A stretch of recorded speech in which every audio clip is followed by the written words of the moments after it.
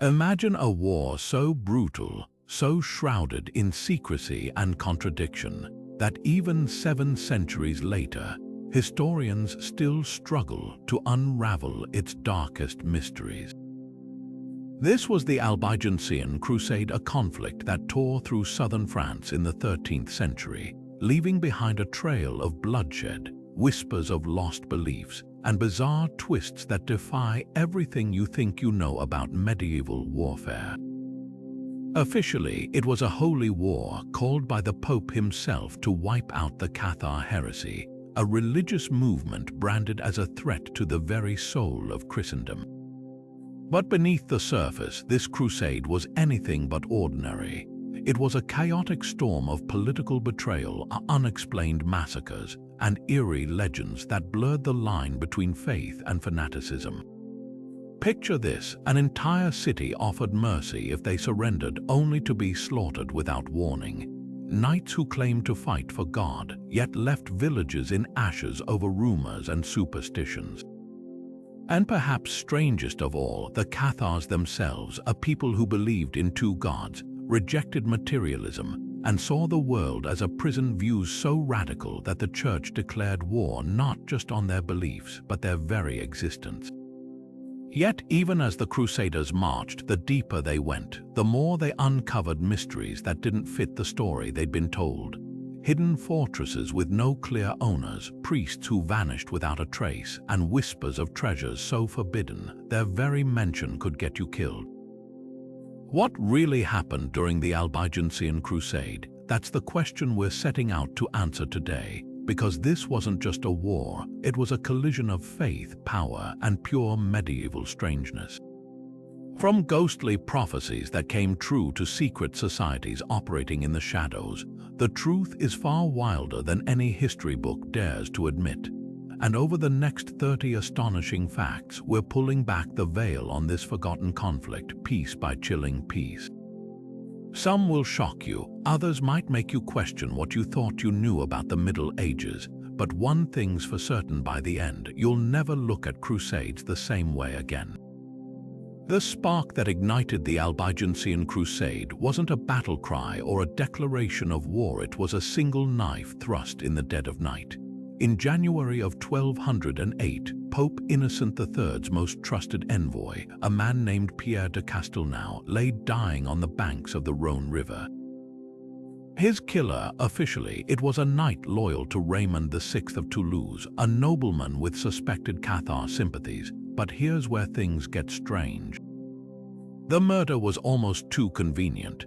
Pierre had spent months clashing with southern lords over their reluctance to purge the Cathars, even excommunicating Raymond just days before his death. Then, suddenly, a shadowy assassin struck, giving the Pope the perfect excuse to declare holy war. Was it truly a Cathar plot, though historians still debate? Raymond denied any involvement, and the killer vanished without a trial. Even stranger, Pierre wasn't just any diplomat. He'd been arguing for peaceful conversion of the Cathars, not mass violence. His death silenced the one voice urging restraint, paving the way for a crusade far bloodier than he'd ever endorsed. Coincidence or something darker? The timing reeks of political theater. Within months, Pope Innocent offered Crusaders a tantalizing prize: the lands of any lord who protected heretics. Suddenly, northern French nobles had every reason to ride south, not just for God, but for gold and glory. And then there's the eerie footnote. Witnesses claimed Pierre's murderer whispered something before fleeing, words lost to history. Was it a confession, a warning? Whatever it was, the Church wasted no time canonizing Pierre as a martyr, turning his death into propaganda. His blood became the ink that wrote the Crusade's first decree. But dig deeper and the story unravels. No Cathar texts celebrate the murder. No hard evidence ties it to their faith. Just a body, a missing killer, and a pope who suddenly had all the justification he needed to unleash hell. One of the most chilling phrases in history echoed through the streets of Béziers on July 22, 1209, as Crusaders breached the city walls. "Kill them all, God will know his own." These words, allegedly uttered by papal legate Arnaud Amalric, became the unofficial slogan of the Albigensian Crusade, a war cry so brutal it still sends shivers down spines 8 centuries later. But what makes this moment especially horrifying isn't just the scale of the massacre, upwards of 20,000 men, women, and children butchered, but the twisted theology behind it.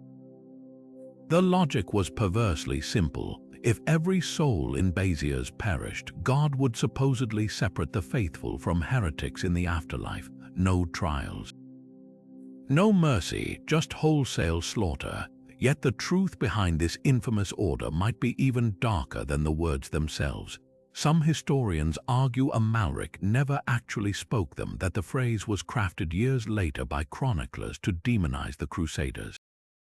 Others point to a letter he wrote to the Pope boasting that nearly 20,000 perished by the sword, regardless of rank, age, or sex. Even if the exact quote is apocryphal, the intent was horrifyingly real. Eyewitness accounts describe Crusaders setting fire to churches where innocents had taken refuge, the flames so intense they melted lead from the rooftops. The city's bloodshed was so indiscriminate that when soldiers asked how to distinguish Cathars from Catholics, the chilling reply, real or invented, captured the Crusade's terrifying ethos. Doubt was tantamount to guilt. The deeper you dig into Béziers, the more contradictions emerge. The city wasn't even a Cathar stronghold. Most victims were likely Orthodox Catholics caught in the frenzy. So why such extreme violence? Some argue it was psychological warfare, designed to terrify other towns into surrender. Others see it as a grim preview of the Crusades' escalating radicalism, where the line between religious fervor and bloodlust vanished. Even Amalric's role remains murky. Was he a fanatic, a pragmatist, or a man whose words were twisted by history? What's undeniable is the legacy. Béziers became a blueprint for atrocity, proving that in this holy war, no one, not the devout, not the doubtful, was truly safe. Perhaps most haunting of all is how this slaughter reflects the Crusade's central paradox. A war supposedly fought to purify faith instead revealed how easily faith could justify unchecked brutality. The very idea that God would know his own implies a disturbing divine endorsement of human savagery, a notion that, whether spoken or merely embodied, came to define one of medieval Europe's darkest chapters.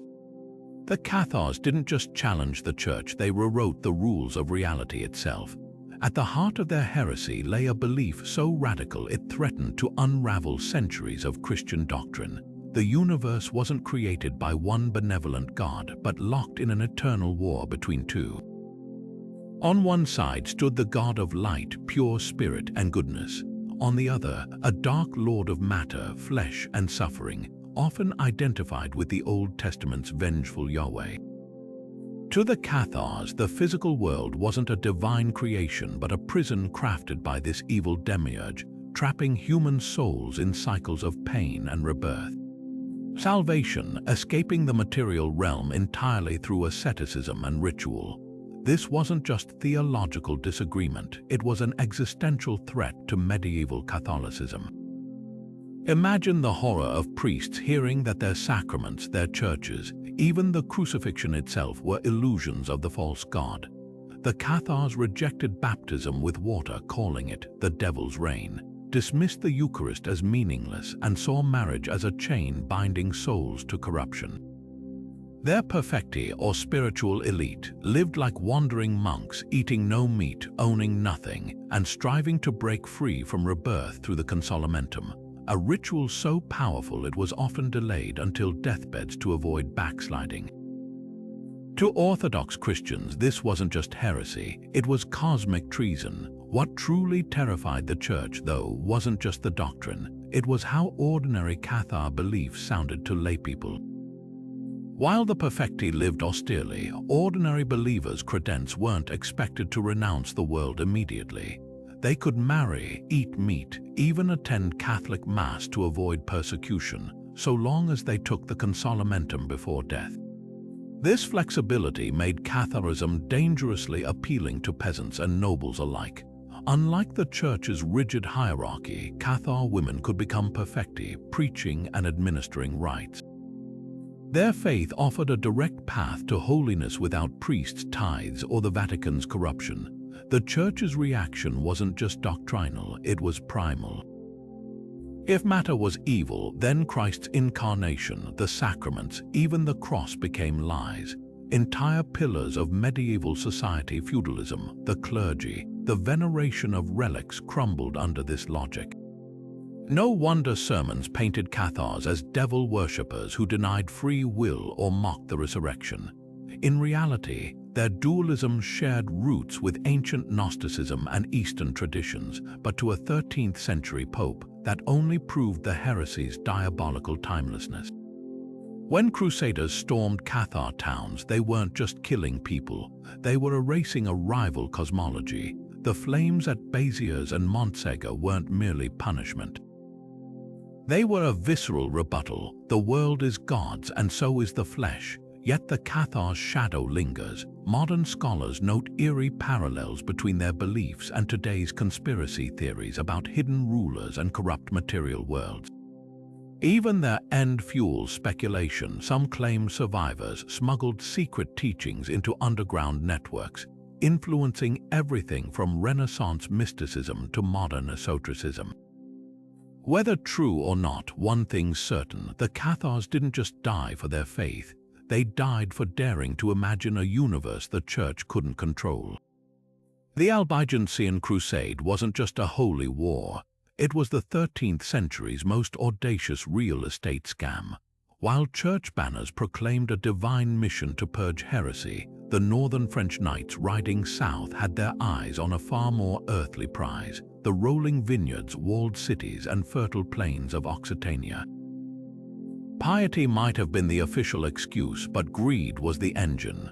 Pope Innocent III didn't just offer spiritual indulgences to crusaders. He dangled something far more tempting: legal title to any land seized from nobles suspected of tolerating Cathars. Suddenly, the war became a free-for-all, where faith conveniently aligned with feudal ambition. Take Simon de Montfort, the Crusade's most infamous warlord. A minor baron from the north with more debts than lands, he arrived in 1209 with a handful of knights. Yet within years, he'd carved himself a personal kingdom from the ashes of Occitan lords. When asked why he fought, de Montfort reportedly quipped, "God knows it's not for my sins, I've enough of those already." His real motivation, the Languedoc's wealth. Cities like Carcassonne and Toulouse weren't just strategic targets, they were hubs of trade, culture, and taxes. For northerners, this was less a crusade than a hostile takeover, cloaked in the veneer of religious duty. The land grabs were shockingly systematic. After each massacre, crusaders held literal lotteries to divide conquered territories. Chroniclers describe knights drawing straws for castles, vineyards, even entire villages, like vultures picking carcasses clean. One account from 1209 details how a knight named Bouchard de Marly won the rights to Béziers suburbs in a dice game, only to torch them for fear of hidden Cathar sympathizers. The message was clear: occupation mattered more than conversion. But here's the twist that exposes the Crusade's rotten core. Many heretical lords hadn't even supported Catharism. They were merely rivals of northern barons or owed debts to church-backed bankers. Raymond of Toulouse, stripped of his lands despite publicly opposing the heresy, became a cautionary tale.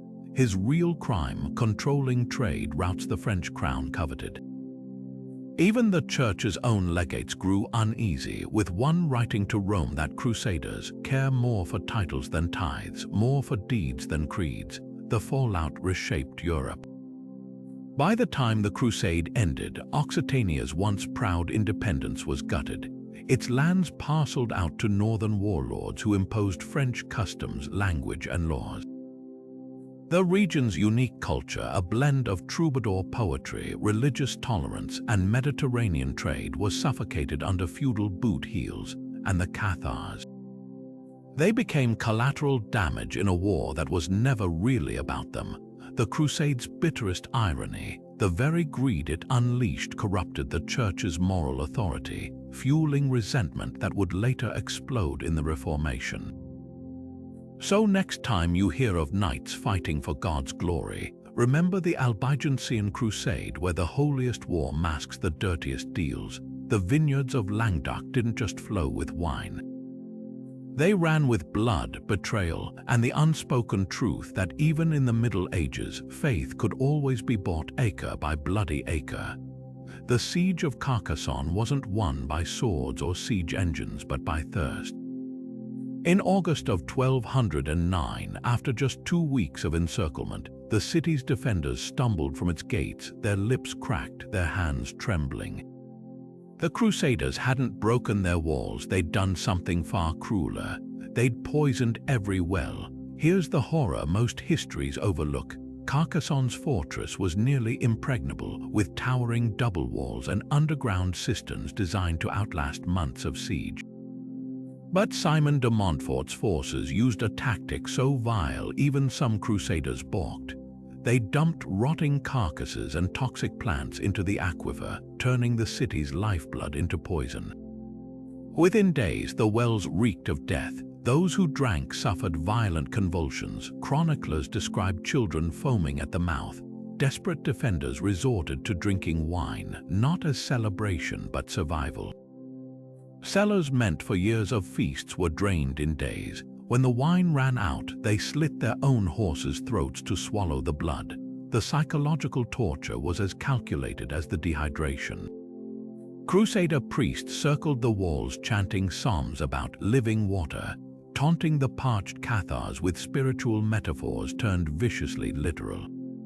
Meanwhile, summer heat baked the stone streets, amplifying the torment. Eyewitness accounts mention defenders licking morning dew from walls and sucking on damp rags, anything to moisten tongues swelling in their mouth. By the end, even the perfectly Cathar ascetics who normally abstained from alcohol collapsed drunk in the streets, their bodies too starved of water to process the wine. What makes Carcassonne's fall especially chilling is its aftermath. Unlike Béziers, there was no massacre. De Montfort offered mercy if the city surrendered unconditionally. But his terms were psychological warfare. The entire population, including women and children, was expelled with nothing but the clothes on their backs. As they staggered past the Crusader lines, soldiers reportedly tossed them wineskins, not in charity but mockery. The message was clear: resistance meant not just death but degradation. The siege revealed a grim truth about the Crusade. This wasn't just about destroying heretics, it was about breaking wills. Thirst became a weapon, faith twisted into torment. Even today, Carcassonne's restored walls hide this dark chapter. Tourists walk its battlements unaware that beneath their feet, buried wells still whisper of the day an army didn't conquer a city, they just watched it drink itself to surrender. The Albigensian Crusade's most shocking twist wasn't a battle or a siege, it was a child holding the reins of holy war. When Simon de Montfort died in 1218, struck by a catapult stone during the siege of Toulouse, his 12-year-old son Amaury suddenly inherited the Crusade's leadership. Imagine a boy barely old enough to wield a sword, draped in armor too large for his frame, now commanding grizzled knights 3 times his age. This wasn't just medieval nepotism, it was a glaring admission that the war had shed any pretense of piety, becoming nakedly about one family's ambition. Amaury's command was pure theater. Chronicles describe him paraded before troops like a mascot, his youth exploited to maintain the fiction of legitimacy while older warlords pulled the strings. The boy king's first official act, approving the siege of Marmande, a campaign that ended with hundreds burned alive in a church. The symbolism was grotesque, a child giving orders for atrocities, his innocence weaponized to sanctify slaughter. But here's what history often misses: Amaury's reign exposed the Crusade's rotting core. His father had at least maintained the charade of religious zeal, but with this grieving Pratine figurehead, the northern barons stopped pretending. Records show knights openly looting villages not for heresy, but simply because they could. One chronicler recounts a crusader telling a begging peasant, "Pray to your boy Lord for mercy." If you can find him between his Latin lessons, even the church grew uneasy. Cardinal Legate Bertrand privately wrote to Rome that the crusade now resembled a pack of wolves following a lamb's banner.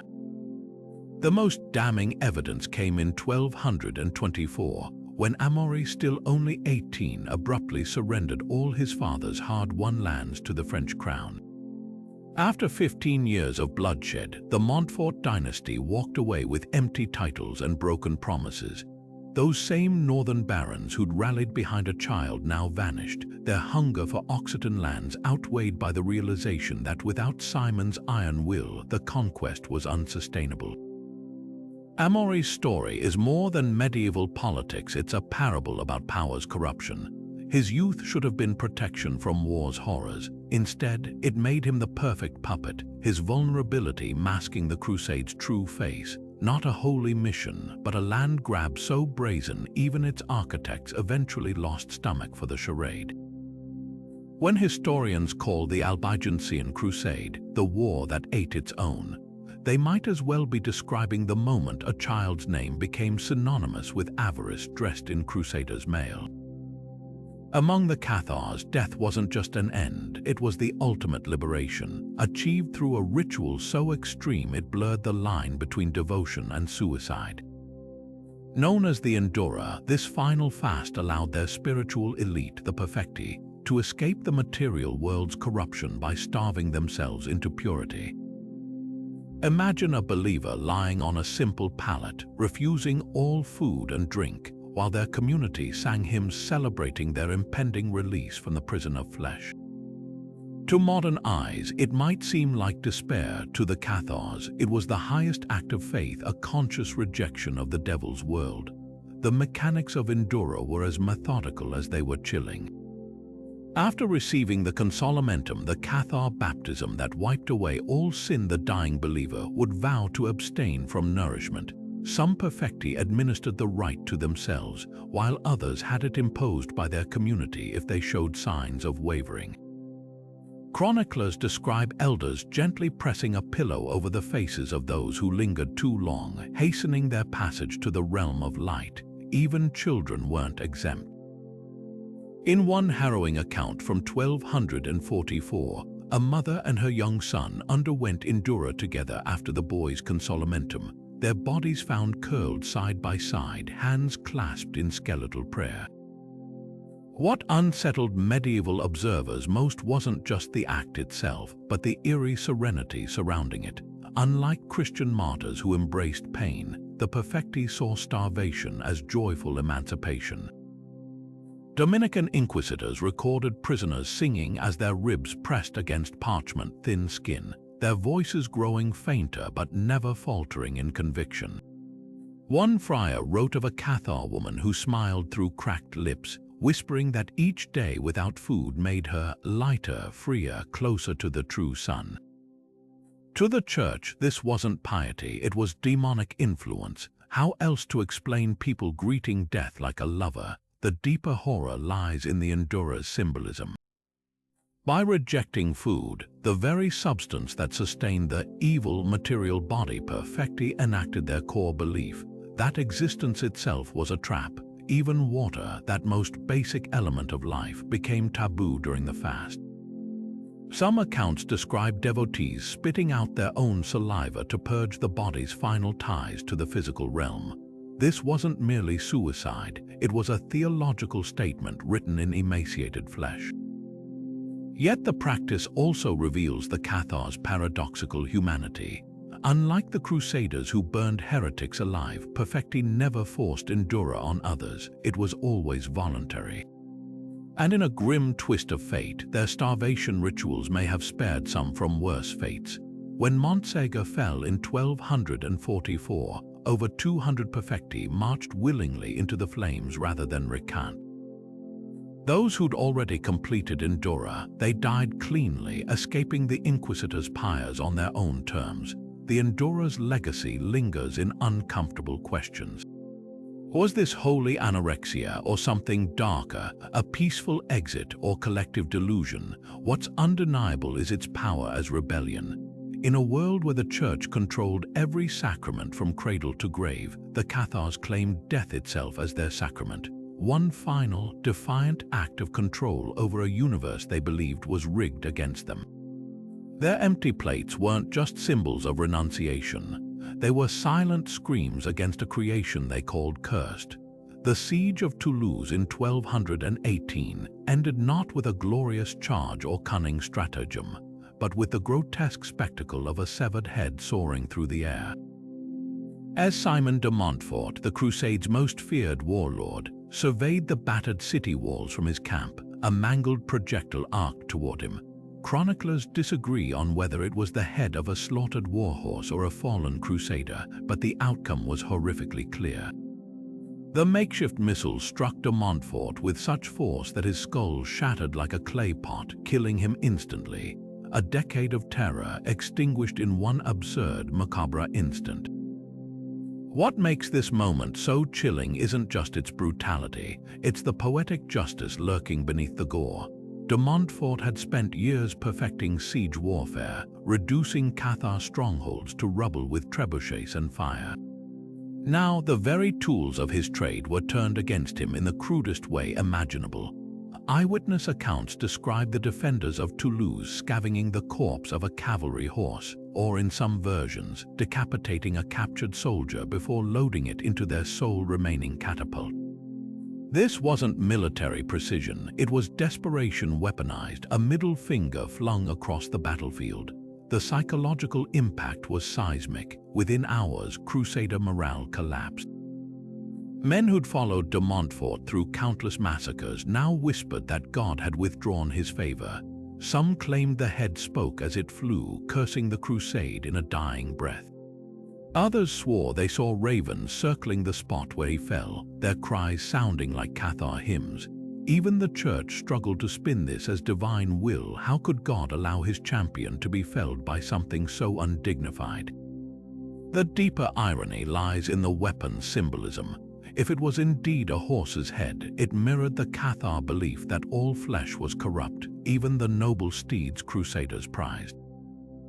If a human head, it echoed their view that physical existence itself was a prison. Either way, the message was unmistakable. Violence begets violence, and no one, not even the butcher of Béziers, was immune to war's grotesque whims. Toulouse's defenders didn't celebrate, they simply reloaded their catapult. The flames of the Albigensian Crusade didn't just burn heretics, they forged something far more enduring, the first official Inquisition in church history. By 1233, the Pope realized military force alone couldn't eradicate Cathar beliefs. What emerged was a chilling new weapon, not swords or siege engines, but a bureaucratic machine designed to hunt heresy with clinical precision. Enter the Dominican order, nicknamed God's Bloodhounds, who transformed persecution from chaotic violence into a systematic science. What made this Inquisition groundbreaking wasn't just its cruelty, it was its paperwork. Dominican friars developed elaborate interrogation manuals detailing exact questions to expose hidden Cathars. Suspects were grilled on subtle theological points. Did they believe in one God or two? Did they reject infant baptism? Even seemingly innocent answers could doom you. One manual advised inquisitors to watch for suspects who avoided swearing oaths, a Cathar practice, or who refused to eat meat during Lent for the wrong reasons. The goal wasn't just confession, but mapping entire networks of belief. Unlike the Crusade's indiscriminate slaughter, this was heresy hunting with fingerprints. The Inquisitors' methods were psychological warfare disguised as piety. They offered mercy periods where people could confess without punishment, only to use those confessions to identify others. Towns were forced to supply lists of every resident who'd ever sympathized with Cathars, turning neighbor against neighbor. those accused faced impossible choices: recant and betray loved ones, or hold fast and face the stake. The most sinister innovation, the wall of silence. Suspects weren't told their accusers' identities, making paranoia itself a tool of control. But the true horror lay in the Inquisition's legacy. Trials weren't held in secret dungeons, but public squares, spectacles designed to terrify. Sentences ranged from pilgrimages, effectively exile, to wearing yellow crosses marking one as a forgiven heretic, a medieval scarlet letter. Worst of all was the auto da fe, the act of faith where sentences were read before mass executions. These grim theatrics became templates for later witch hunts, from Spain's notorious tribunals to the Salem trials. Yet the darkest irony, the Inquisition's obsession with record-keeping preserved the very beliefs it sought to erase. The detailed trial transcripts, meant to document heresy's defeat, now serve as some of the clearest windows into Cathar thought. In trying to exterminate a heresy, the Church accidentally immortalized it. The Albigensian Crusade's flames died out, but the Inquisition's shadow stretched centuries forward, proving that sometimes the most dangerous weapon isn't fire, but a quill in the hand of a clerk with God's mandate. Montsegur's ruins cling to the Pyrenees like a skeletal hand reaching out of history, but few realize this doomed Cathar fortress later became the obsession of another group convinced they were fighting a holy war, the Nazis. In March of 1244, over 200 perfecti walked willingly into the flames below Montsegur rather than renounce their faith. Yet the castle's story didn't end there. 7 centuries later, Heinrich Himmler's occult-obsessed SS became convinced the mountain hid something far more precious than Cathar bones, the Holy Grail itself.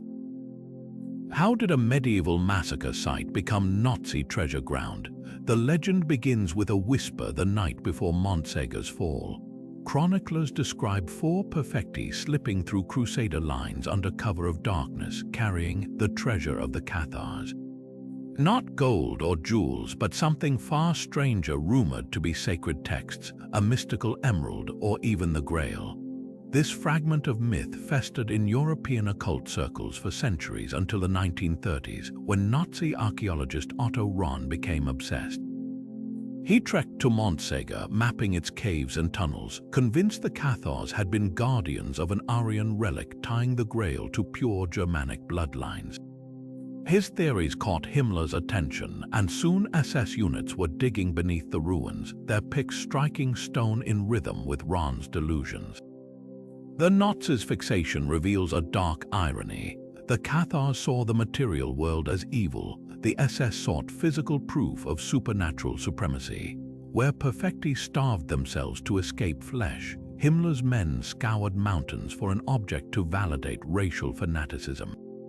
Even the timing was perverse. The SS arrived in 1944, exactly 700 years after Montsegur's fall, as if history itself had looped into nightmare. What makes this episode truly unsettling isn't just Nazi folly, it's how Montsegur's legacy twists through time. A fortress where pacifists chose fire over surrender became a lodestone for history's worst violent extremists. The Cathars' alleged treasure, if it ever existed, was likely their unshakable faith. Yet in the 20th century, that faith's ruins were repurposed as staging grounds for a new kind of heresy, one that worshipped not light but blood and soil. Today, rusted SS pitons still litter Montsegur's cliffs, their presence a silent warning about the danger of myths weaponized. The Nazis found no grail. Only echoes of a tragedy they were doomed to repeat, proving that some treasures once lost should stay buried. Simon de Montfort didn't just defeat his enemies, he made them complicit in their own destruction. During the siege of Toulouse in 1217, the Crusader commander staged one of medieval warfare's most audacious ruses.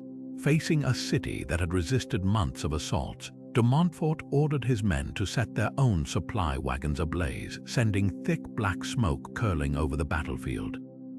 To the defenders peering from Toulouse's walls, it looked like the Crusaders were in panicked retreat, burning provisions to lighten their escape. cheers erupted as the city's gates swung open, not for surrender but for pursuit. Toulouse's militia poured out, hungry to harry what they thought was a fleeing army. What happened next was a masterclass in psychological warfare. De Montfort's forces hadn't retreated at all. While the smoke screen billowed, they'd simply melted into the surrounding forests, splitting into two flanking columns. As the overconfident Toulousains charged past the burning wagons, some even stopping to loot the smoldering wreckage, trumpets suddenly sounded from the tree line. Crusader cavalry emerged at full gallop, swords glinting, while crossbowmen materialized on the militia's exposed flanks. The retreat had been a slaughter in reverse.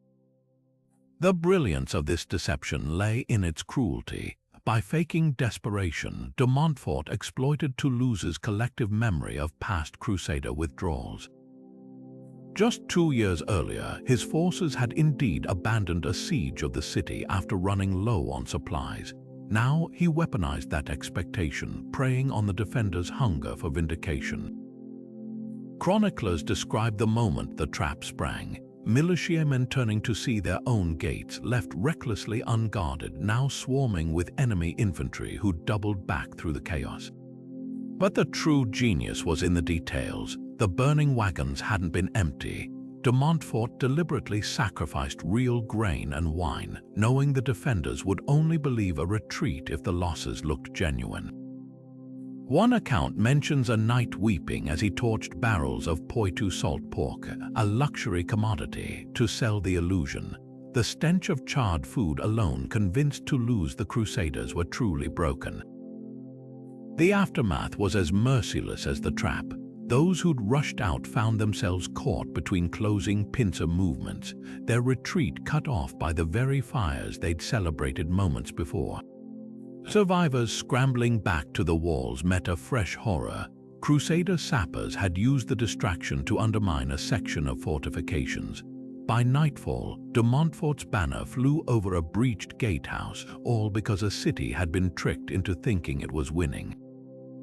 This wasn't just tactics, it was theater. The same commander who'd butchered Béziers now proved he could conquer with brains as well as brutality. In that column of smoke rising over Toulouse, the defenders hadn't just seen retreat. They'd seen exactly what de Montfort wanted them to see, and that, more than any sword stroke, was the real art of medieval war. Elena of Aragon's fate wasn't just imprisonment, it was a living death sentence measured in inches. After her husband, Raymond VI of Toulouse, fell to the Crusaders in 1215, the victorious northern barons didn't just strip her of titles or lands. They devised a punishment so grotesque it became whispered about for centuries. 40 years in an iron cage barely large enough to stand or lie down, suspended from the walls of the Château de Carcassonne like a macabre trophy. The cage itself was a masterpiece of psychological torment. Chronicles describe it as a cube of perhaps 5 feet per side, enough space to prevent immediate physical collapse, but not enough to ever stretch fully. Its bars were spaced narrowly, allowing Elena to see the world outside while ensuring every glance reminded her of freedoms forever out of reach. Guards reportedly passed food through the grate without speaking, enforcing a silence so absolute that one visitor claimed the Countess's voice had atrophied to a rasp from disuse. Yet the true cruelty lay in the view. Her prison hung directly above the castle's main courtyard, forcing her to watch daily life unfold below tournaments, feasts, even the occasional pardon of lesser prisoners, all while she remained frozen in metallic stasis. But why such excessive brutality? Elena's crime wasn't heresy but bloodline. As sister to the King of Aragon and mother to Raymond VII, she represented continuity between Occitania's old rulers and its potential future rulers. Keeping her alive but broken served as a constant warning to southern nobles. Resistance would atrophy not just their lands but their very lineage. Ironically, the same northerners who accused Cathars of rejecting the flesh now used bodily degradation as political theater. The most haunting detail, Elena outlived nearly all her tormentors. By the time she died in 1250, still imprisoned, though moved to a convent in her final years, Simon de Montfort had been dead for decades, crushed by that infamous catapulted head. The inquisitors who'd celebrated her captivity now turned on each other in doctrinal squabbles. Even the cage itself vanished, likely melted down, leaving only a single rusted hinge found during 19th century renovations. Her story exposes the Crusade's unspoken hypocrisy. While church sermons praised the sanctity of marriage, no cleric protested the caging of a noblewoman whose only sin was loyalty to her husband. While knights swore oaths to protect the weak, none objected to reducing a countess to an animal in a display case. Elena's slow erasure became a metaphor for Occitania itself, constricted, silenced, and left to wither while the world moved on below. The Albigensian Crusade wasn't just a man's war. One of its most defiant leaders was a woman who wielded visions like weapons. Napru's Bonter, a mystic from Montpellier, didn't carry a sword or wear armor. Her battlefield was the mind, and her army was made of whispers. By the time the church noticed her influence, she'd already become a legend among the Cathar resistance, proclaiming that God spoke to her directly, urging the faithful to stand firm against the Crusaders. To the terrified survivors of Béziers and Carcassonne, she wasn't just a heretic, she was hope. What made Napru so dangerous wasn't just her charisma, it was her theology. Unlike the perfecti who preached passive resistance, she claimed divine orders to fight back. Her visions painted the Crusaders as literal demons in human form, their atrocities proof of the material world's corruption. In crowded market squares and hidden forest clearings, she recited these revelations like war propaganda, turning spiritual dualism into a call to arms. Eyewitness accounts describe peasants who'd never lifted a sword suddenly hiding Cathar refugees or sabotaging supply lines after hearing her preach. The church, accustomed to hunting male heretics, was unprepared for a female zealot turning piety into insurgency. Her downfall came with apocalyptic audacity.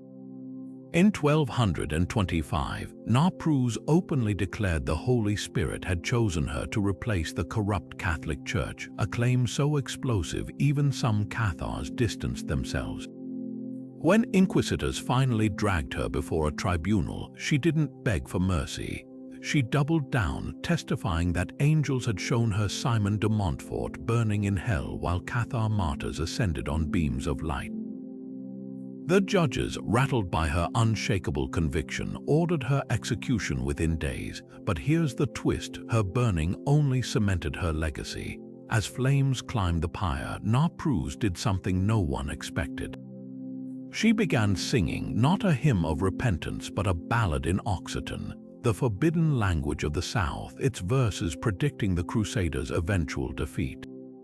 Witnesses swore the fire hesitated to touch her, as if even death respected her defiance. Whether miracle or myth, the image of a woman singing through the smoke became a rallying cry. Years after her death, rebels invoked her name during raids, and troubadours smuggled her story into songs disguised as love ballads, the cruelest irony. Napru might have been forgotten if not for the Inquisition's own records.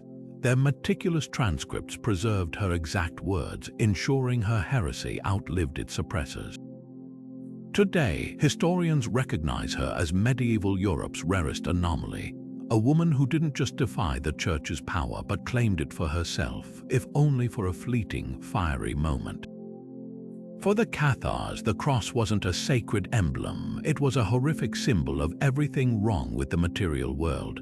While medieval Christians knelt before crucifixes adorned with Christ's suffering body, the perfecti recoiled in disgust.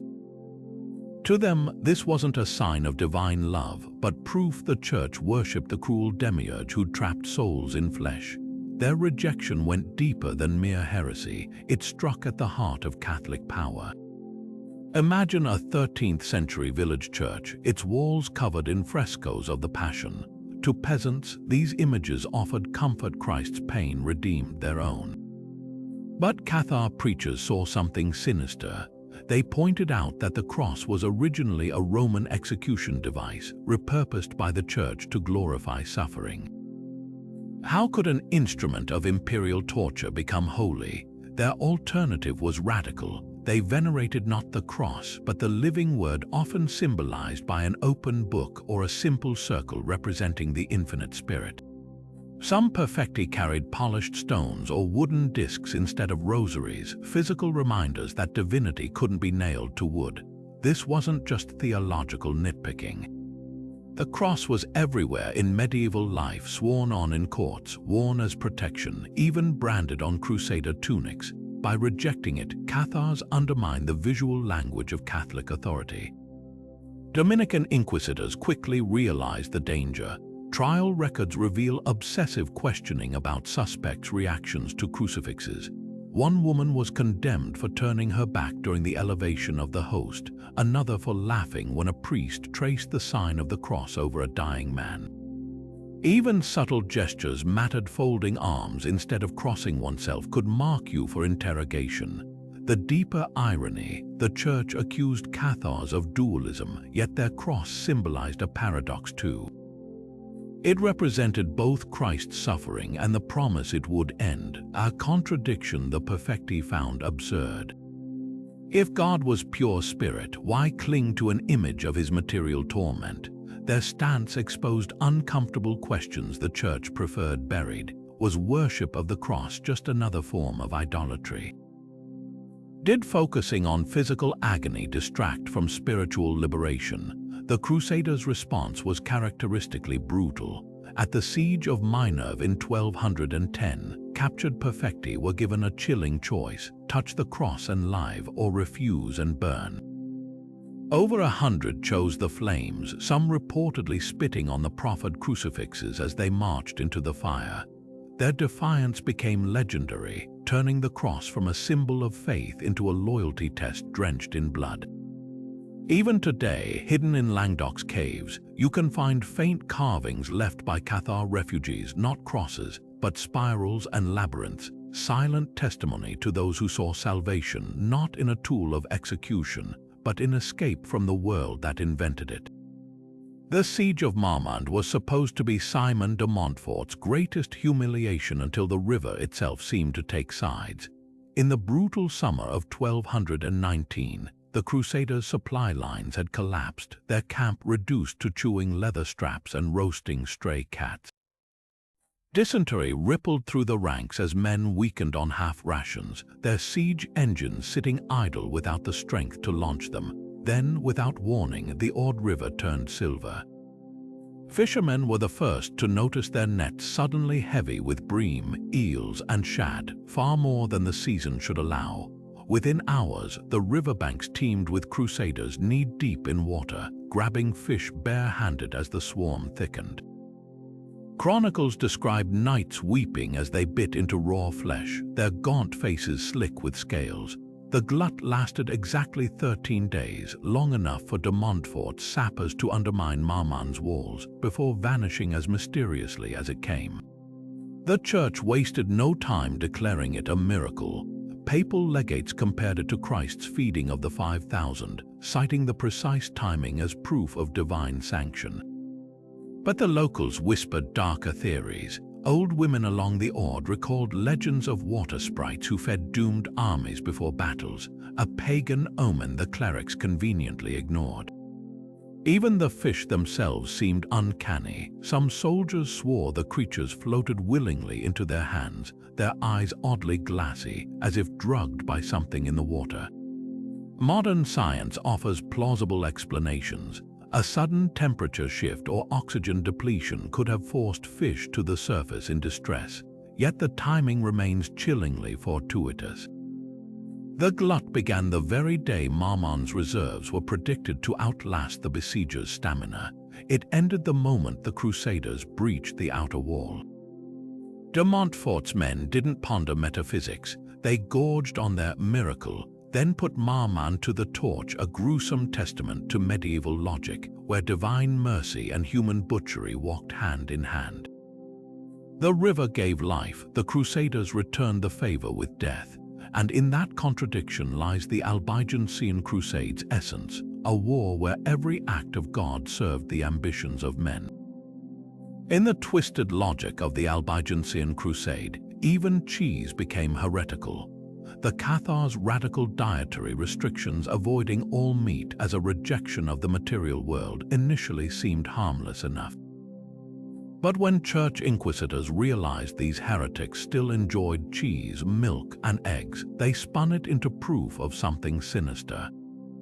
How could someone denounce flesh as evil yet willingly consume its byproducts?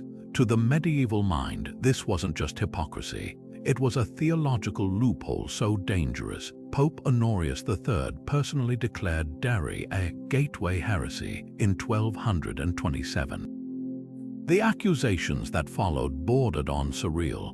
Dominican preachers claimed cheese carried invisible traces of animal suffering, making it spiritually contaminated. One particularly zealous inquisitor, Robert Le Bouger, wrote that Cathars used cheese to smuggle the essence of beasts into their souls. Rumors spread of secret rituals where perfecti blessed wheels of cheese as mock Eucharists, turning dairy into a twisted sacrament. Never mind that most peasants, Catholic or Cathar, relied on cheese for survival. The Church's message was clear: breaking bread with heretics might be forgiven, but sharing their fondue was a one-way ticket to the stake. What makes this dairy crusade especially bizarre is the lengths the Church went to enforce it.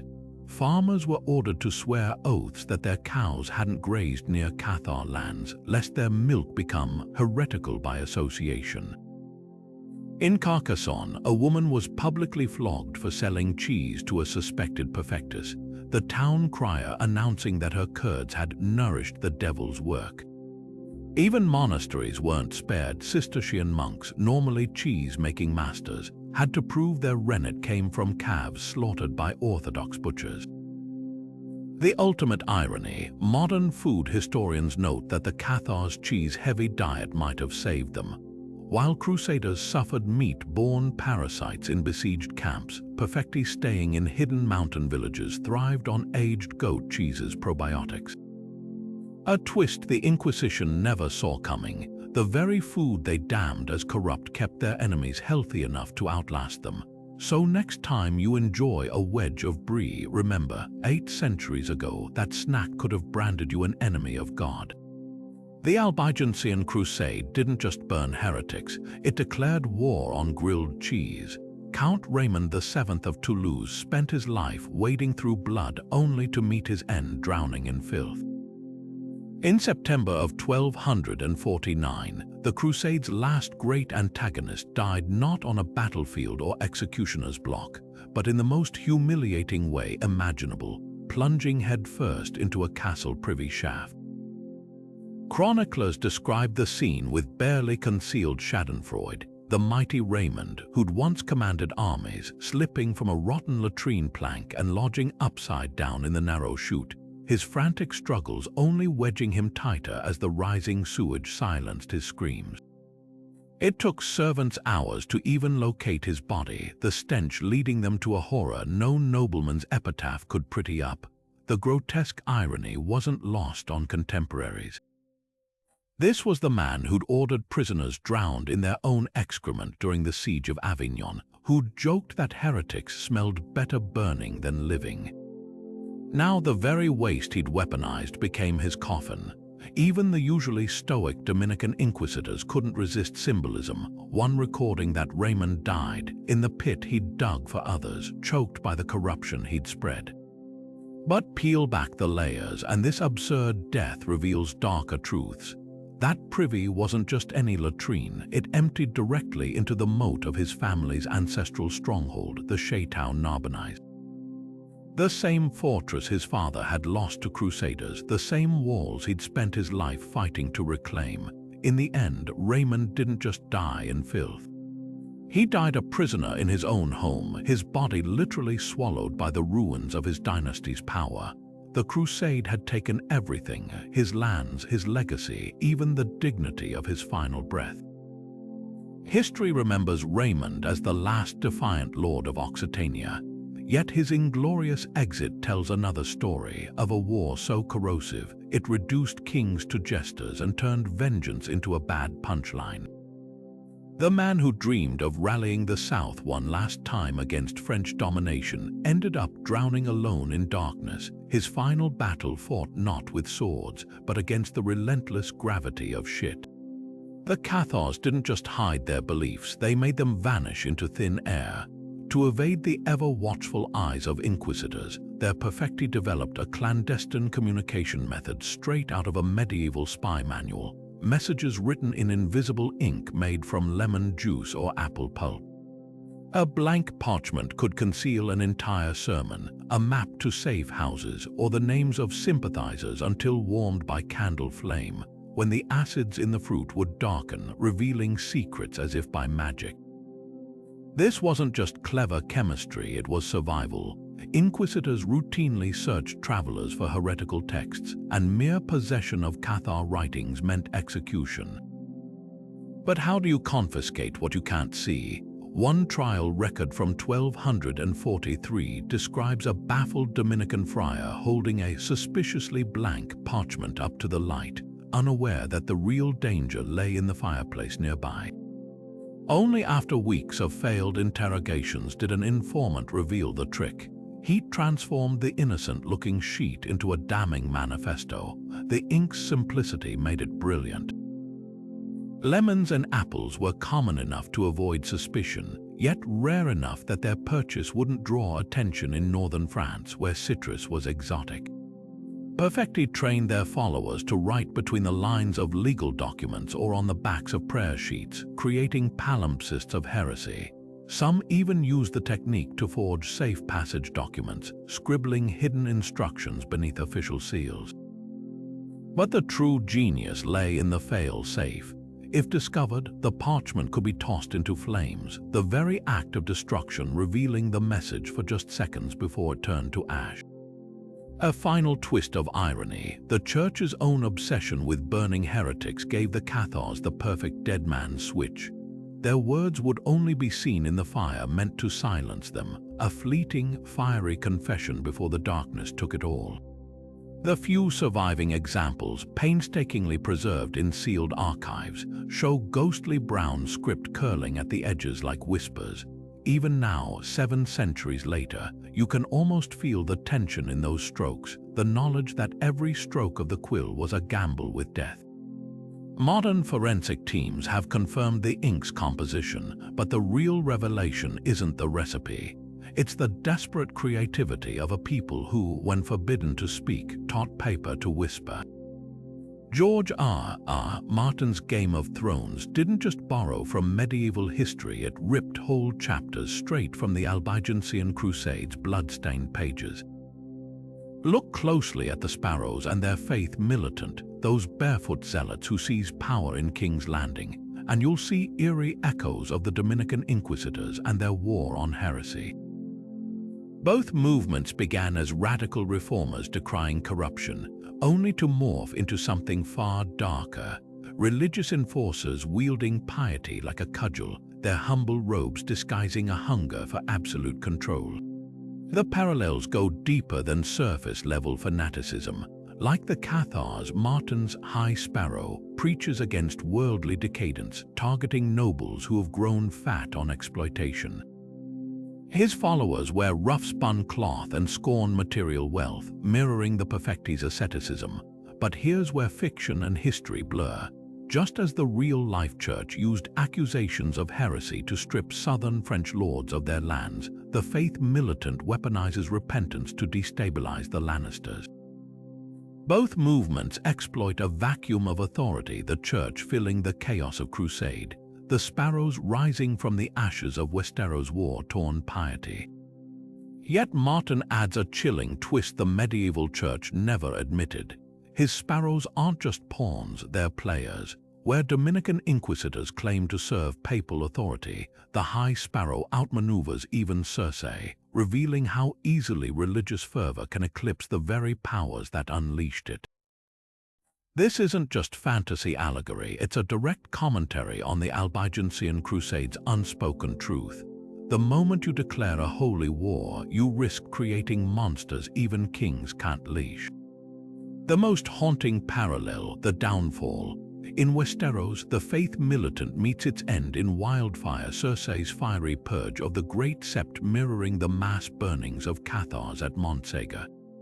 Both events expose the hypocrisy of institutions that preach divine justice yet resort to indiscriminate slaughter.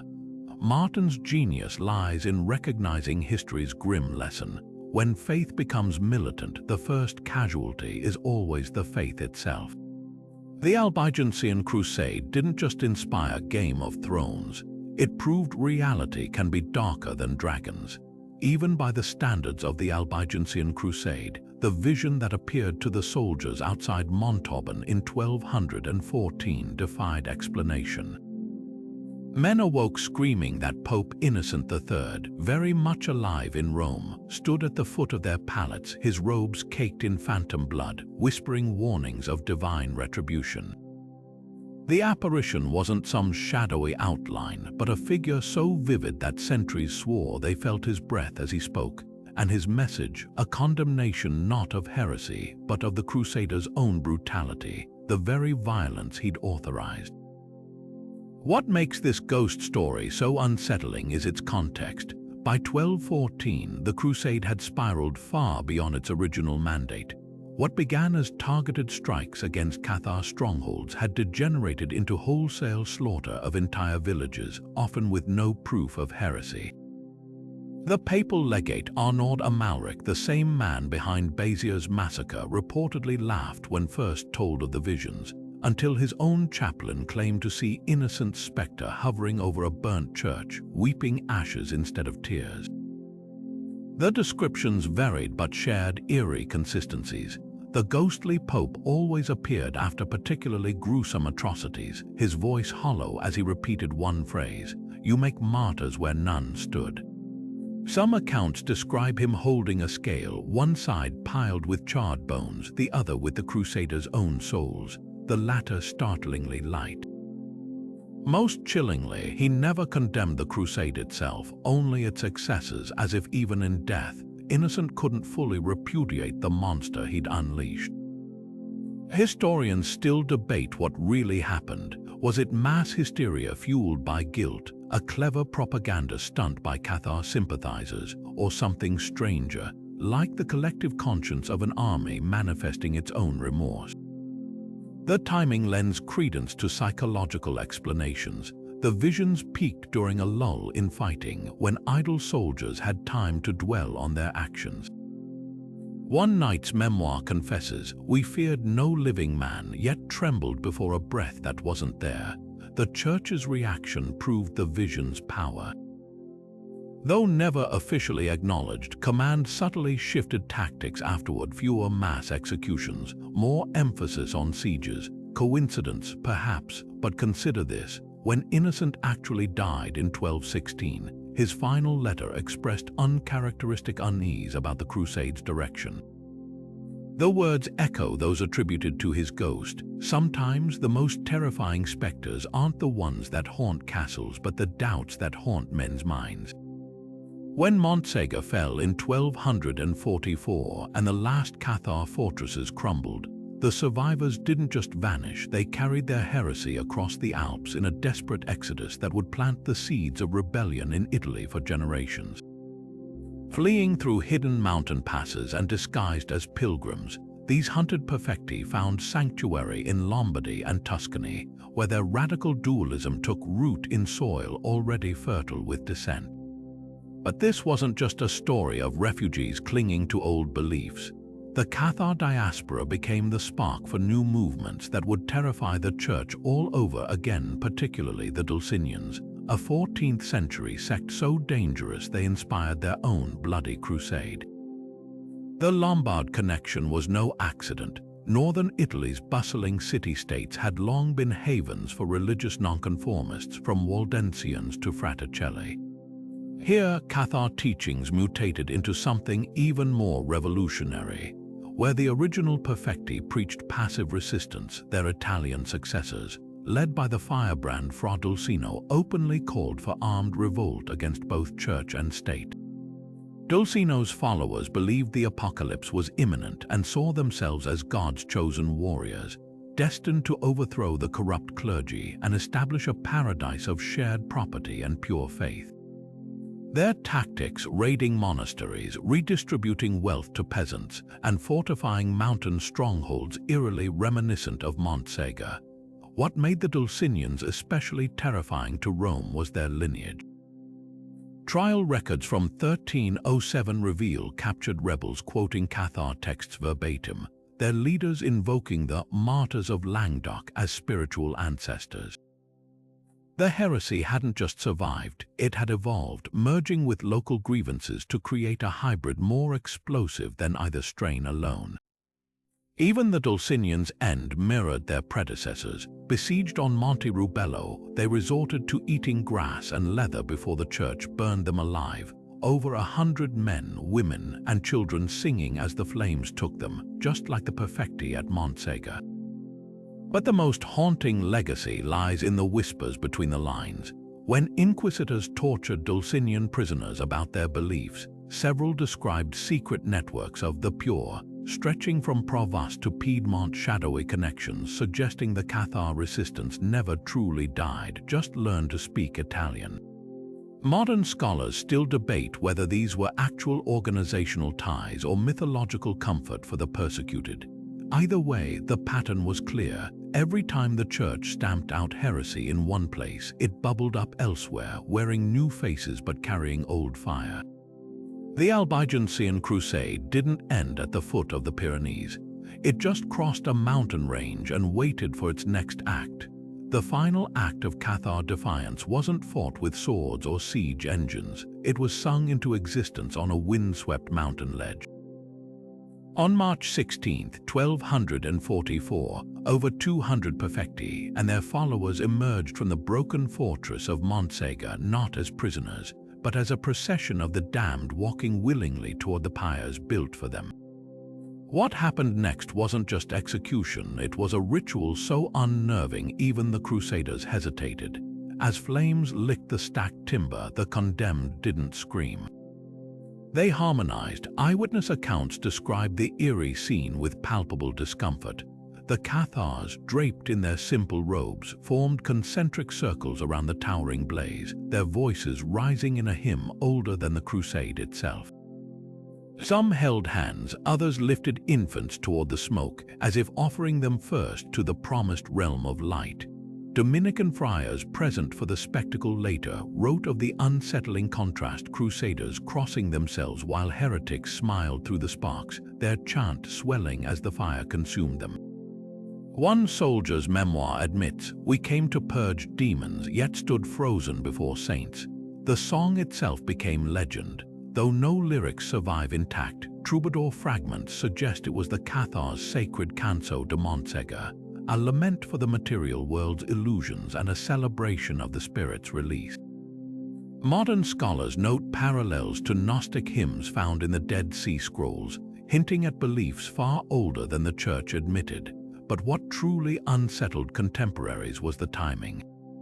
The Perfecti didn't sing randomly. They waited until the flames reached critical heat, their voices peaking precisely as the pyre's core collapsed, a final act of control over the moment of death.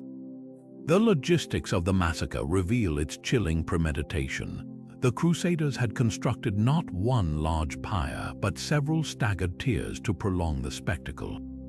Yet the Cathars subverted even this cruelty. Those awaiting their turn in the outer rings reportedly fed their own branches to the blaze, hastening their brothers' and sisters' passage. By dawn, only embers and bone fragments remained, but the mountain air carried echoes for hours. Shepherds miles away swearing they heard ghostly refrains in the ash-laden wind. Montsegur's pyre wasn't just a military victory. It was a mirror held up to medieval Christendom's soul. The Crusaders had traveled hundreds of miles to destroy a heresy, only to find it couldn't be killed with fire, only transformed into something more haunting. Long after the last Perfecti's ashes cooled, the whispers persisted. Some said angels carried him to heaven. others claimed the mountain itself remembered, replaying the song each year on the massacre's anniversary. But the most damning legacy was written in the stunned silence of the men who'd lit the flames. They came to teach heretics how to die afraid. Instead, the heretics taught them how to die free.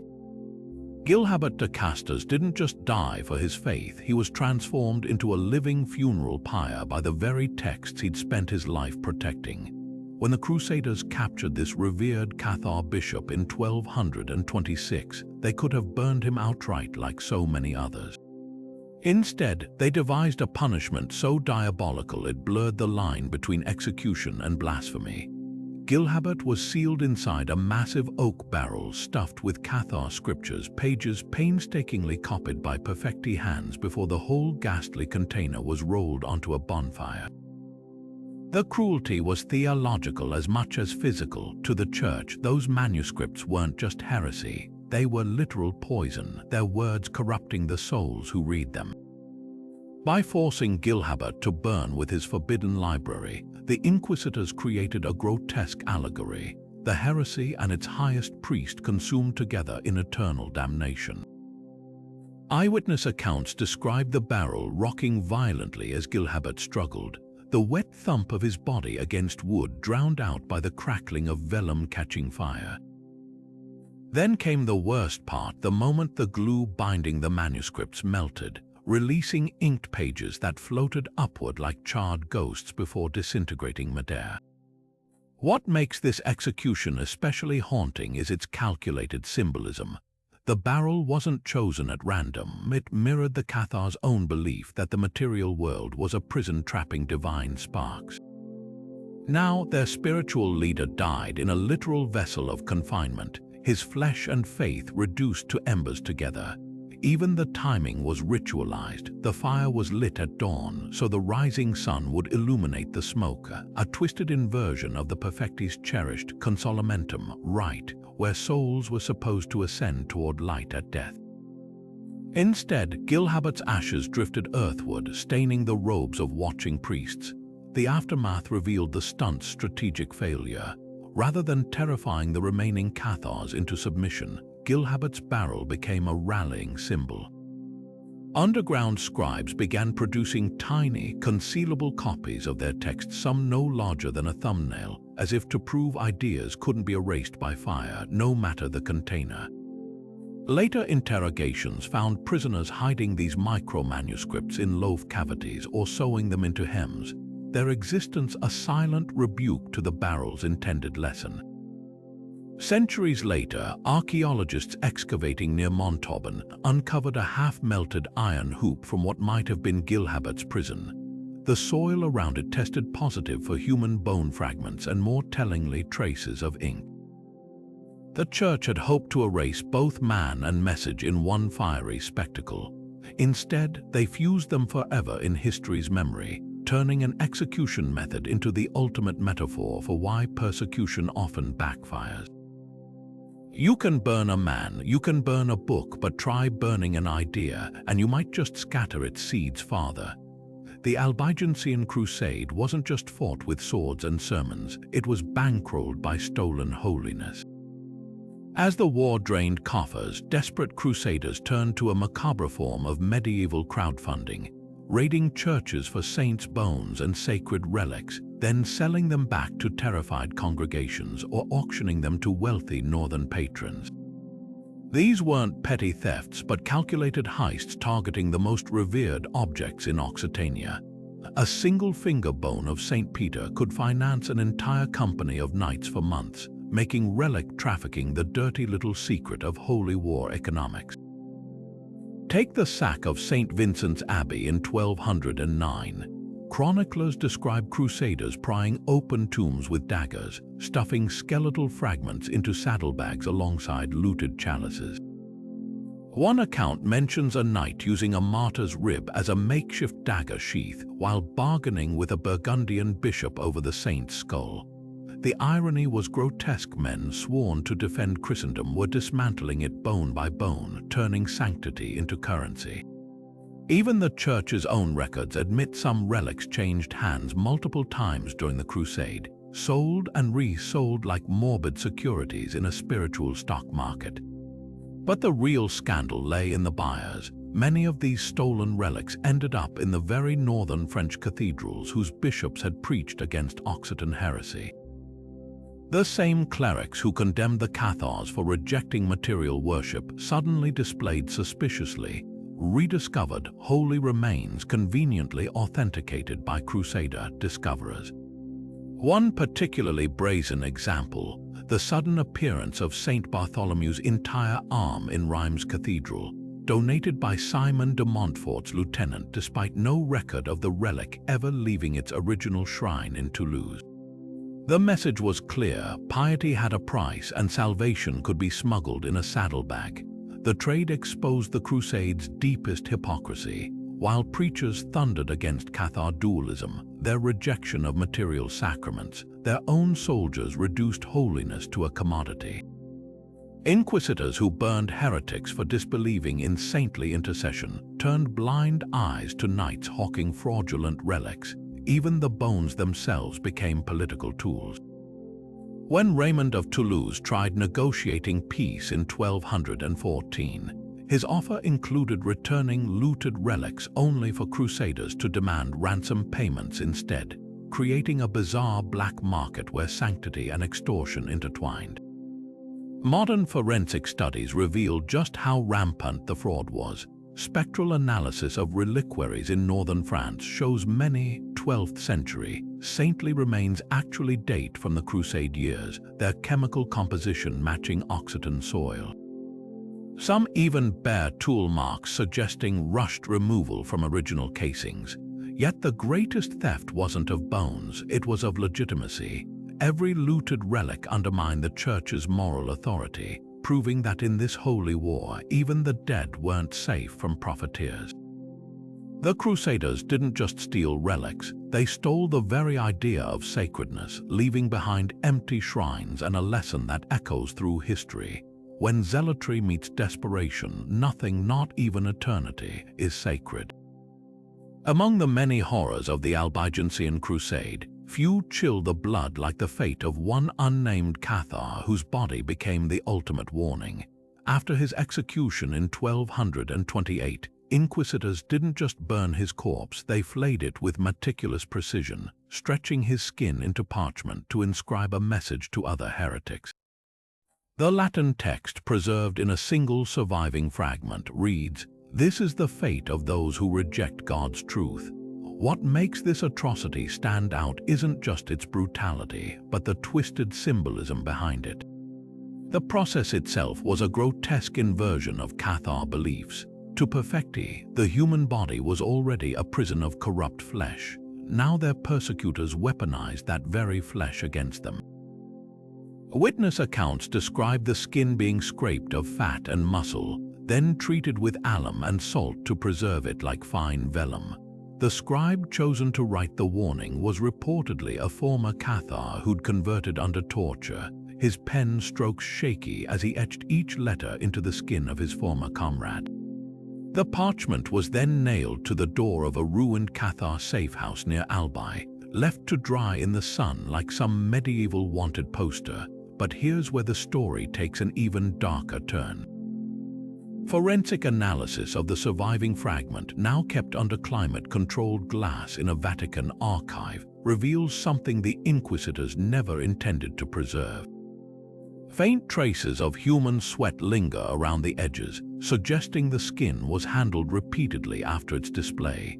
Historians now believe local Cathars may have secretly touched the grisly artifact as an act of defiance, turning their oppressors' macabre theater into an accidental relic of martyrdom. The deeper horror lies in the parchment's afterlife. Unlike bones or ashes, this wasn't just a destroyed body. It was a body repurposed as propaganda, its very cells weaponized. Inquisition records boast that the tactic worked, citing mass recantations in nearby villages. Yet buried in those same documents are passing mentions of nocturnal visitors leaving wildflowers beneath the nailed-up skin, or mysterious oil stains resembling Cathar blessing rituals. Even in death, the heretic's flesh refused to be silenced. modern ethicists still wrestle with this artifact's legacy.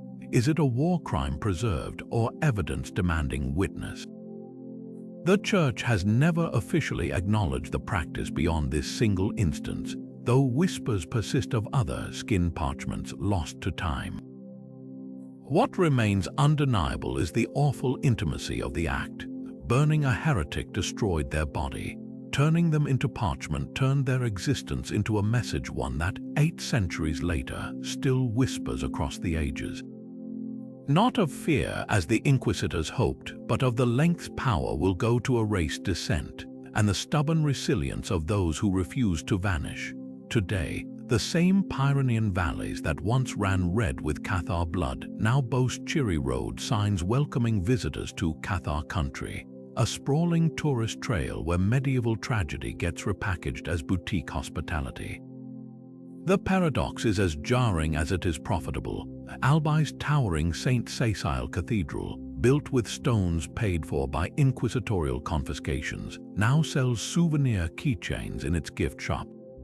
Restaurants in Carcassonne serve cassoulet on plates decorated with perfecti silhouettes.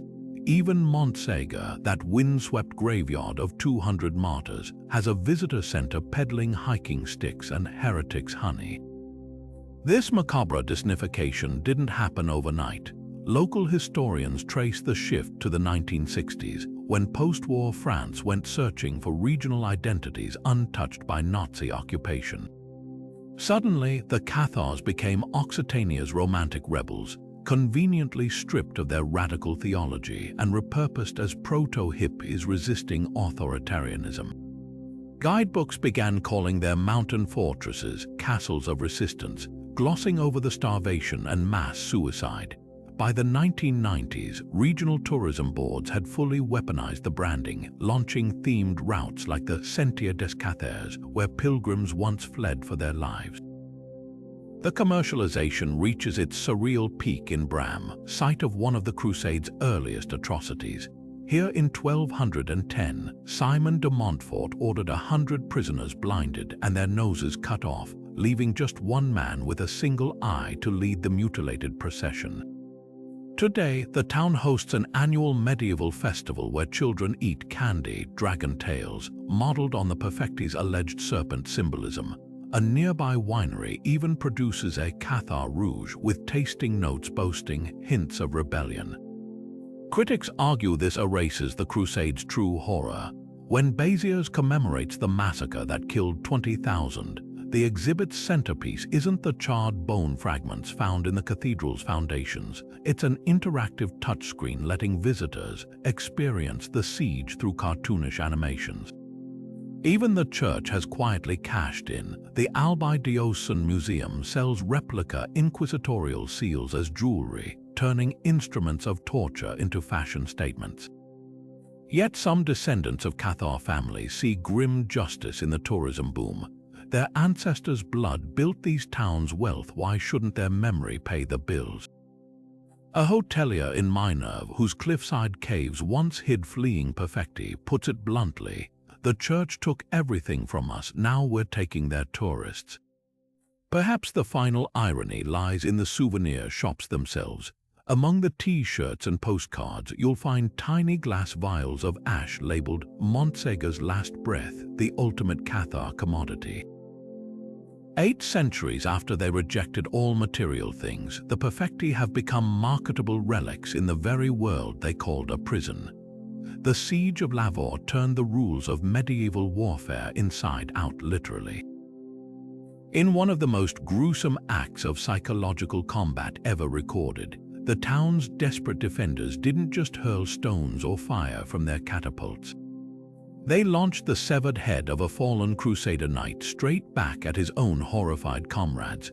Chronicles describe the grisly projectile arcing over the battlefield like some grotesque parody of a celestial sign, trailing droplets of blood in its wake before crashing into the Crusader camp with wet final thud.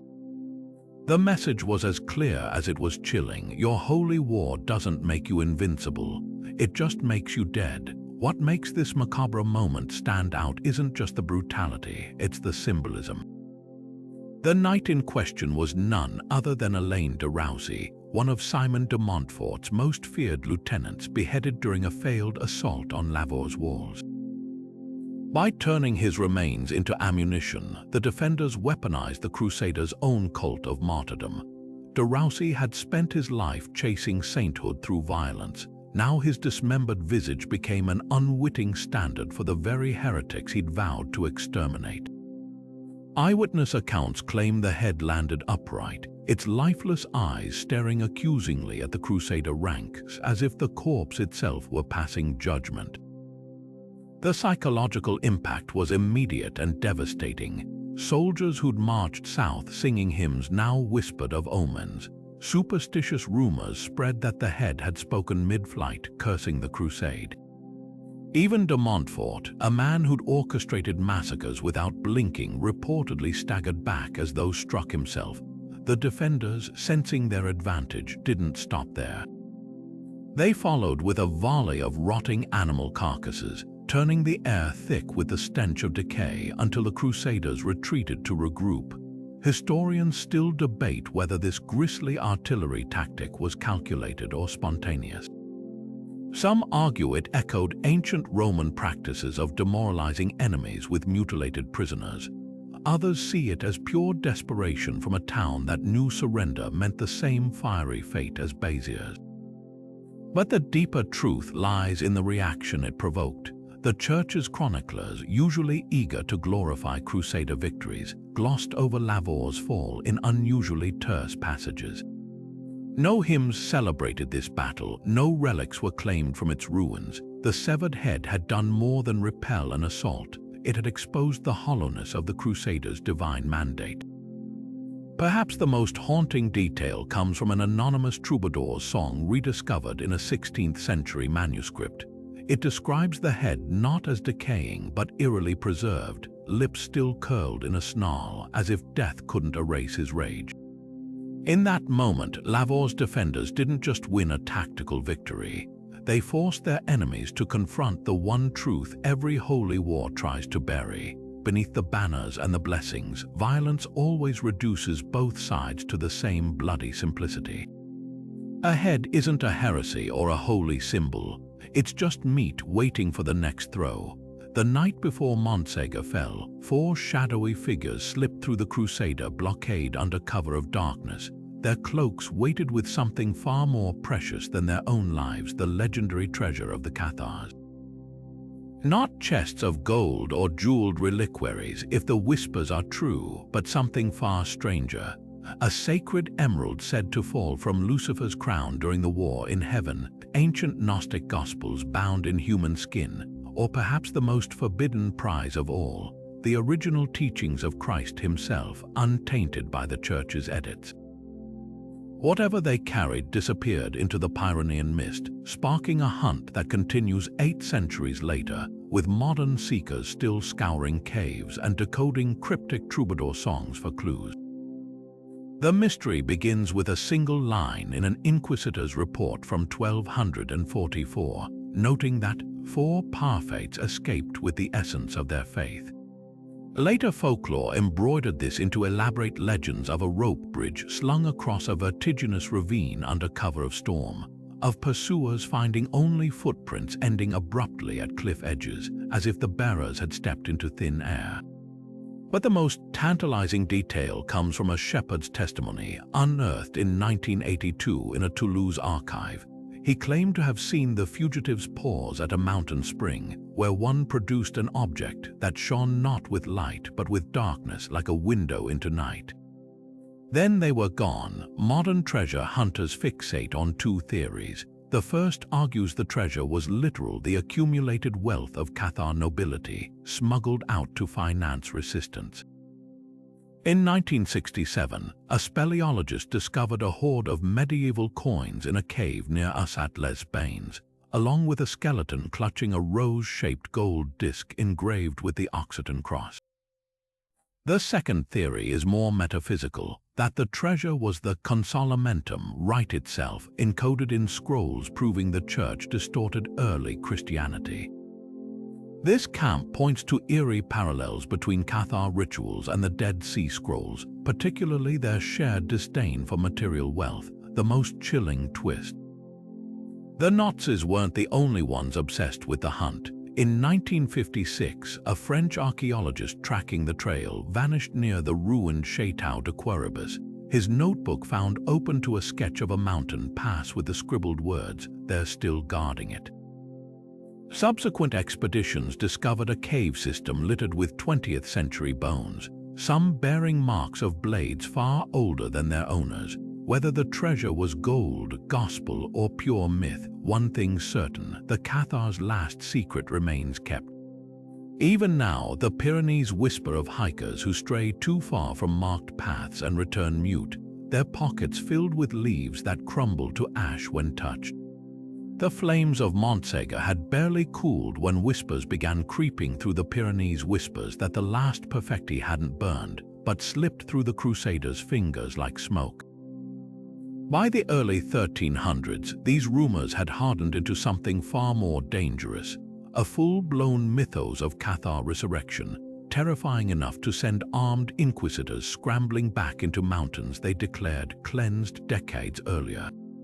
The Church's worst nightmare wasn't just that heretics still lived, it was the growing belief among peasants that the perfecti couldn't die. Sleepy villages in the Ariege Valley began reporting sightings of gaunt, white-robed figures moving through twilight forests, their faces eerily familiar to those who'd witnessed the burnings of the 1240s. One shepherd's account from 1306 describes stumbling upon a circle of perfecti chanting in a hidden cave, except these were men and women his grandfather swore he'd seen executed as a boy. The local bishop dismissed it as superstition until his own nephew, riding patrol near Montsegur, swore an old woman gave him a loaf of bread marked with the Cathar crossed a woman whose trial records proved she'd been ashes for 60 years. The Church's panic wasn't just about ghost stories. These resurrections struck at the core of Inquisition propaganda. If heretics could survive the stake, what did that say about divine justice? Dominican friars furiously penned treatises denouncing the rumors as demonic illusions, while secretly launching midnight raids on reported Cathar safe houses. What they found only deepened the mystery. In 1312, inquisitors stormed a remote farmhouse near Tarascon to discover a perfectus's entire library preserved in oilskin, including a ledger listing the names of supposed dead who'd allegedly attended a secret consolamentum ceremony that very year. Modern historians see two explanations. The first is simple generational continuity, children of executed Cathars keeping traditions alive in utter secrecy. But the second possibility is far more unsettling. Some of the resurrected perfecti were likely imposters, opportunistic mystics capitalizing on the legend, or even disillusioned priests staging miracles to undermine the Church. A scrap of parchment found in 1325 captures this chaos, a confession from a beggar paid by unknown nobles to don white robes and haunt certain valleys, keeping the myth alive as political leverage against Rome. The backlash was predictably brutal. Inquisition records from 1340 to 1360 show a sharp spike in burnings, particularly of elderly suspects who matched the ghost perfecti descriptions. But the true measure of the Church's fear lies in what they didn't do. For the first time, some trial transcripts omit the victims' names entirely, as if erasing their identities could stop the resurrection myth from growing.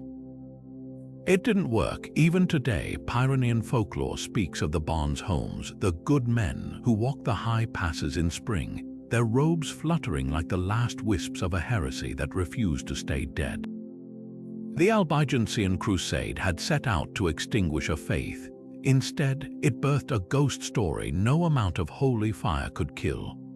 The true scale of bloodshed in the Albigensian Crusade remains one of history's great open wounds, a numerical debate that reveals far more about how we account for violence than the medieval chroniclers who first recorded it. Contemporary accounts swing wildly, with papal legates boasting of countless heretics purged, while Occitan troubadours sang of rivers choked with the dead.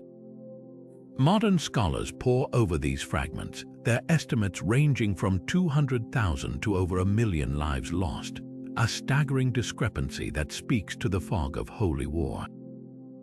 Digging into these numbers exposes chilling complexities. Early church chroniclers like Pierre Desvaux de Cernay meticulously recorded battlefield deaths but often omitted the collateral carnage. Villages wiped out by famine, children dead from exposure after forced marches, entire lineages erased by systematic persecution. A single entry from 1209 notes 7,000 slain at Béziers, without mentioning the thousands more who perished in the smoldering ruins afterward from wounds, smoke inhalation, or suicide. The Cathars themselves left no body counts. Their perfecti saw earthly existence as illusory, making martyrdom statistics irrelevant to salvation. What truly distorts the tally is the Crusades' protracted aftermath. Unlike conventional medieval wars with clear endpoints, the Albigensian conflict bled into decades of underground resistance and inquisitorial purges. A town might report 50 executions in 1240, but the same community's death toll could double when accounting for those who died in prison cells, on forced pilgrimages, or from starvation after their lands were confiscated.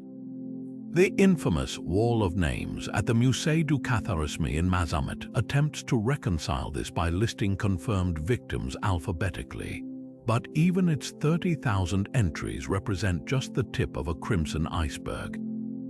The debate intensifies when considering demographic collapse. Tax rolls from Languedoc show entire regions losing up to half their pre-Crusade population between 1209 and 1250. Was this purely violence, or did displacement and plummeting birth rates play equal roles? The grim answer likely lies in between. Inquisitorial records from 1280 describe villages where no child has been born in 10 winters, suggesting psychological trauma as a silent killer. Meanwhile, northern French settlers who replaced the Occitan dead rarely reproduced at pre-war rates, leaving swaths of fertile land eerily vacant for generations. Perhaps the most haunting perspective comes from forensic archaeology. Mass graves near Les Tours and Minerve reveal skeletons stacked like firewood, many bearing the telltale nicks of systematic throat-cutting rather than battle wounds. Carbon dating shows these pits were used repeatedly over 30 years, proof the killing continued long after official chronicles declared the heresy extinguished. One pit held victims with hands still clasped in prayer, their finger bones fused together by centuries of damp soil, a grisly testament to faith persisting beyond the grave. At its core, the death toll debate forces us to confront how history quantifies suffering. The Church measured success in souls saved through forced conversions. Modern demographers count missing census entries. But somewhere between these cold metrics lie the unanswerable questions: the songs never composed, the inventions never conceived, the grandchildren never born. The Albigensian Crusade didn't just kill individuals, it erased potential on a scale no ledger can fully capture, leaving behind a silence that still echoes through the Languedoc's sun-baked hills. The Albigensian Crusade stands as one of history's darkest paradoxes, a holy war where faith and fanaticism, piety and plunder became indistinguishable. On the surface, it was a campaign to root out heresy, yet beneath the banners of righteousness, it unraveled into a spectacle of greed, superstition, and grotesque absurdity. From bishops blessing the massacre of entire cities to child commanders leading armies, from sacred relics sold like market goods to knights incinerated by their own siege engines, this wasn't just a clash of beliefs, it was a carnival of contradictions. The Church preached salvation while lighting pyres. Crusaders swore oaths to protect the innocent, then starved them in cages. Even the Cathars, who saw the world as a prison, found their purest act of defiance in embracing flames rather than bowing to the very corruption they condemned. What lingers isn't just the body count or the ruined castles, but the unanswered questions about how easily conviction curdles into cruelty. How does a mission to save souls mutate into a license for slaughter? Why did the same men who trembled at visions of ghostly popes laugh as villages burned? The Albigensian Crusade offers no tidy morals, only a mirror reflecting humanity's capacity to sanctify its worst impulses. It's a reminder that the line between zealot and villain often blurs, and that the loudest proclamations of divine will can mask the ugliest human ambitions. Yet amid the chaos, glimmers of stubborn humanity persist, the perfecti singing as they walked into fire, the scribes etching secrets onto lemon-soaked parchment. The mothers hiding forbidden prayers in lullabies. These weren't just acts of resistance, they were proof that even in the shadow of the sword, ideas can't be fully erased. The Crusade sought to exterminate a heresy, but it birthed legends, ghost stories, and a whisper of defiance that still echoes in Occitania's winds. If this journey through medieval darkness has left you questioning, curious, or just hungry for more twisted tales from history's hidden corners, you're in luck. The Middle Ages brim with mysteries just as gripping lost treasures, clandestine brotherhoods, and kingdoms built on secrets. Don't miss out on the next adventure.